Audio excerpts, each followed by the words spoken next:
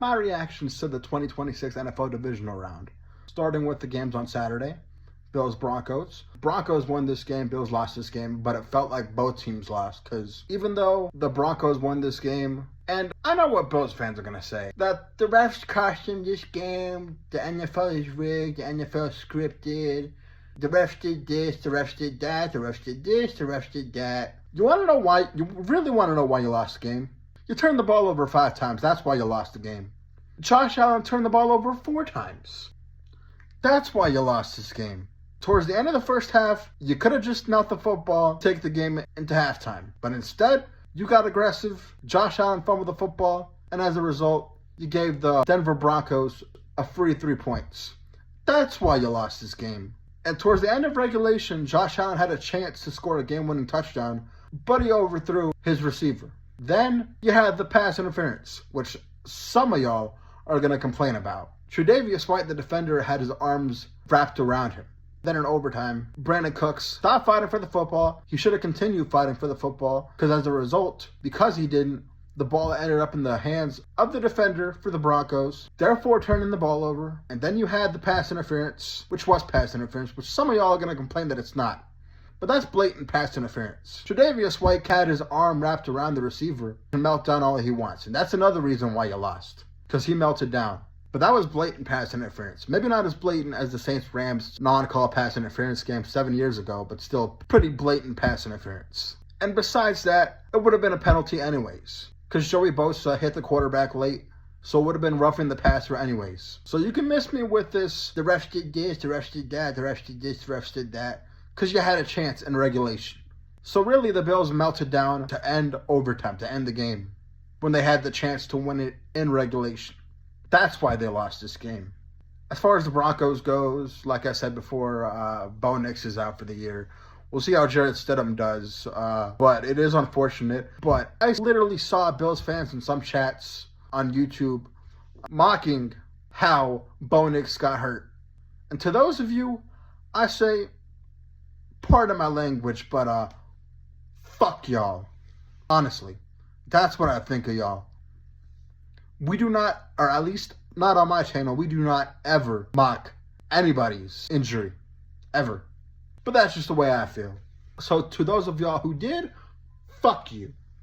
But then we had the Niners-Seahawks game, and the Seahawks just absolutely annihilated the 49ers. 49ers really didn't stand a chance. But I gotta give them credit, because despite the fact that they lost just in horrible fashion, because they just got ran off the field, I gotta give the Niners credit, because it's amazing that they're even in this position. With all the injuries they've had all season. George Kittle went out the last game. He was out for the year. Brock Purdy missed some time. Fred Warner was going to come back the next round if they had advanced, which they didn't. And Nick Bosa was out for the year, along with a couple other injuries. So it's amazing that they're even in this position with a chance to go to the NFC Championship game. But it just caught up with them. They just ran into a buzzsaw that was the Seattle Seahawks, and it showed on the scoreboard. Seattle won the game 41-6. That's insane. Kenneth Walker had 3 touchdowns. After struggling in the regular season, not really having a touchdown, Kenneth Walker, his touchdowns came in bunches in this game. 3 of them. Sam Darnold didn't really do anything, but he didn't really have to do anything because the game was controlled from start to finish. And yeah, it was just an absolute annihilation by the Seahawks. Now on Sunday, we had the Texans versus the Patriots, which the Patriots won this game. Both teams were turning the ball over. The Texans had 5 turnovers. The Patriots had 3.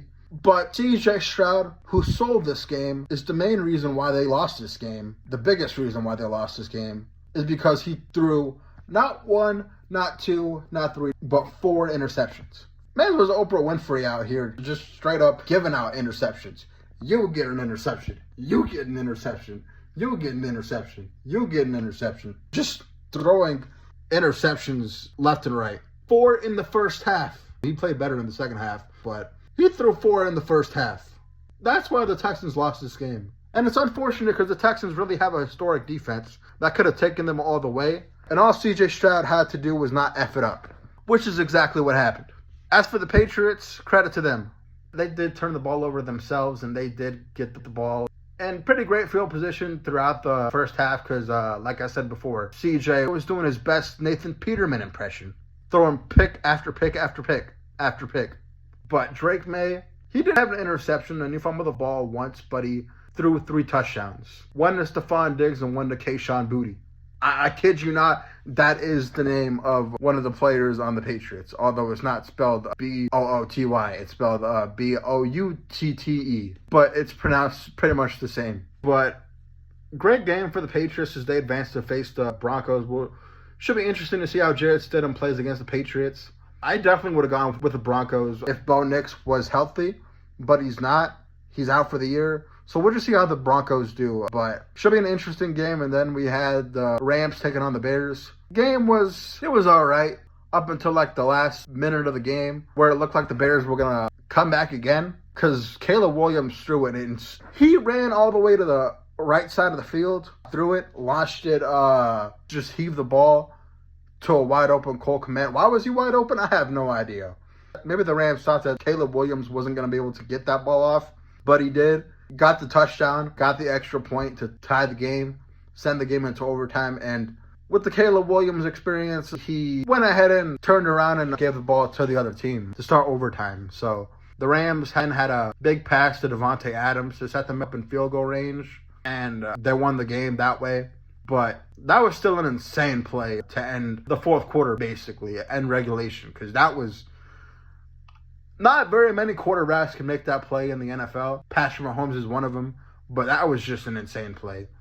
So even though the Bears lost, they have nothing to hold their heads on. They were this close to get into the NFC Championship game, so they have absolutely nothing to hold their heads on. But for the Rams, they advanced to face the Seahawks, and I'd give them a much better chance. Oh, maybe not a much better, but I'd give them a better chance to beat the Seahawks in Seattle than I would have if it was the Bears in the NFC Championship game. I just felt like the Bears would have been outmatched by the Seahawks and would have gotten blown out. But the Rams actually stand a chance against the Seattle Seahawks.